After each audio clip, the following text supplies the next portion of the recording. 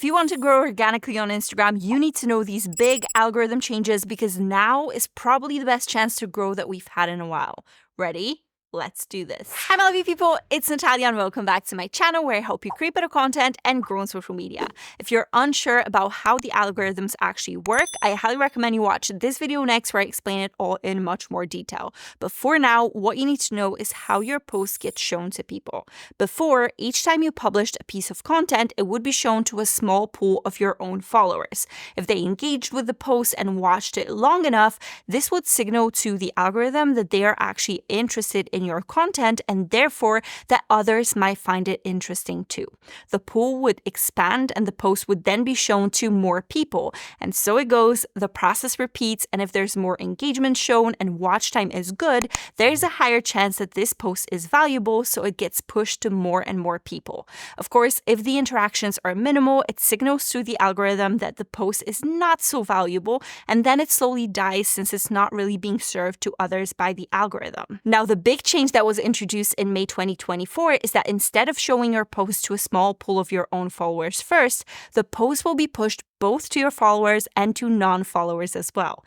And this is really fantastic news. It means that not only every time you publish, you have a chance to be put in front of new eyes, but your posts have a higher chance to get traction since you'll reach audiences that may enjoy the content you create, whether they're already your followers or not. Because of this change, it's a great time to finally get consistent on Instagram. If you've not been posting regularly, try to come up with a schedule that's manageable to you and commit to publishing according to the plan.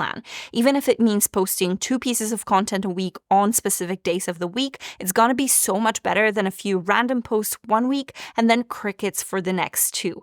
Remember that consistently publishing quality posts 1 or 2 times per week is better than patchy posting a few times per month. If you're already consistent, try upping the frequency to see how well your posts do. I'm a firm believer in quality, but to understand what works and therefore create better content, you have to actually produce enough of it to practice, to learn, and to analyze. So if you've posted once every week, why not try posting 3 times per week? If you're doing that already, try going up to 5 days or publishing daily. This will give you more chances to reach new people and become a better content creator in general. And for those of you who already post daily, first of all, massive kudos to you. My ADHD could never, but my advice here would be to experiment with content types and formats to see what resonates with the wider audiences in your niche. There's no better time to really test the waters with a new series you had in mind or with shifting gears and changing up the way you do things. This can give you enough data to understand what works and hopefully engage these new audiences too. Speaking of crafting engaging content, another big update is that the algorithm is now putting a massive emphasis on originality. I believe it's a much needed shift, and although we've been told previously that original content is going to be ranked higher by the algorithm, Instagram has just introduced tools that would change the game drastically. If they find 2 or more identical pieces of content on Instagram, they will only recommend the original one. What this means is that this original piece of content will replace any of the reposted content in recommendations. And just to make sure we're on the same page, Instagram recommends content on the Explore page, the Reels feed, and within the main feed itself.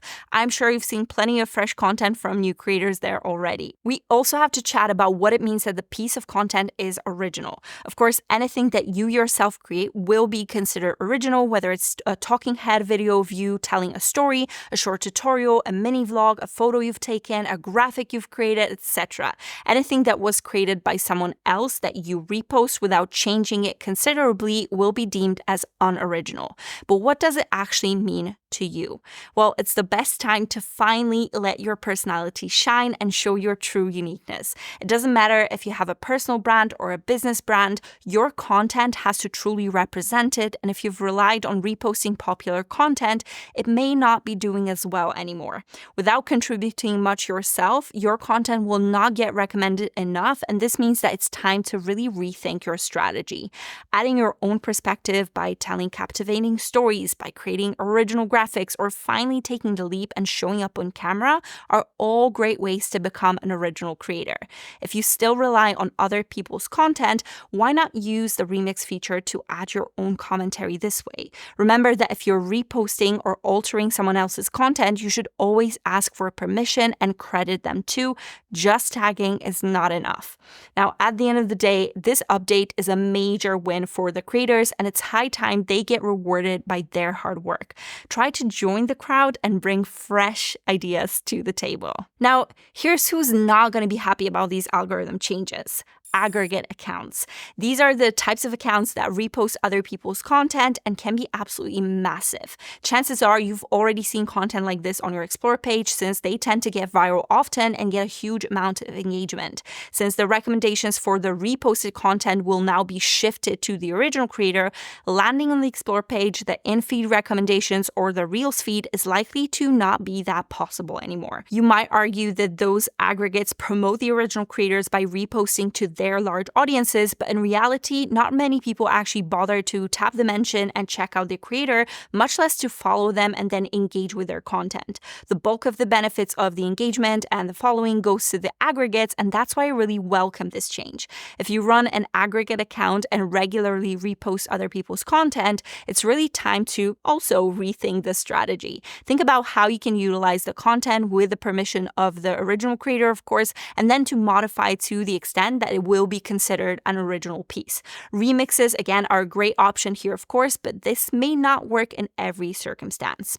I think these changes are really, really important and will benefit smaller creators, which is something we've all really been fighting for quite some time now.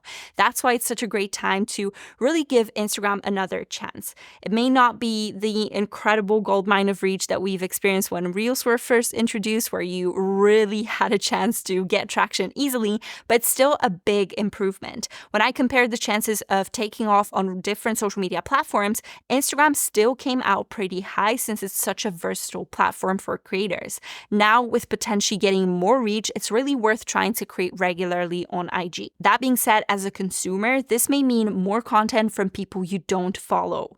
We've seen so many complaints in the recent years that we see fewer and fewer posts from our friends and people we care about on this app, and I can see how this new recommendation system may get some pushback from the Instagram community, but here's the thing. Try to embrace it. Although the Instagram algorithm, in my humble opinion at least, is not as good as TikTok's at serving you content you might not have even known you needed yourself, it's still there to connect you with your interests and new creators you may love, so give it a chance. You might just discover some incredible accounts that can bring you value.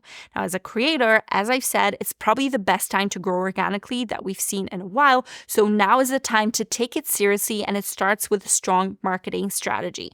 I'm confident that this video here will help you build one yourself and give you a framework to get consistent with Instagram. I want to know what you think of these changes and if you believe that we'll be getting more reach from now, or maybe you've seen some traction with your account already. Drop your insights down below, like this video if you've enjoyed it, and subscribe for more actionable content tips.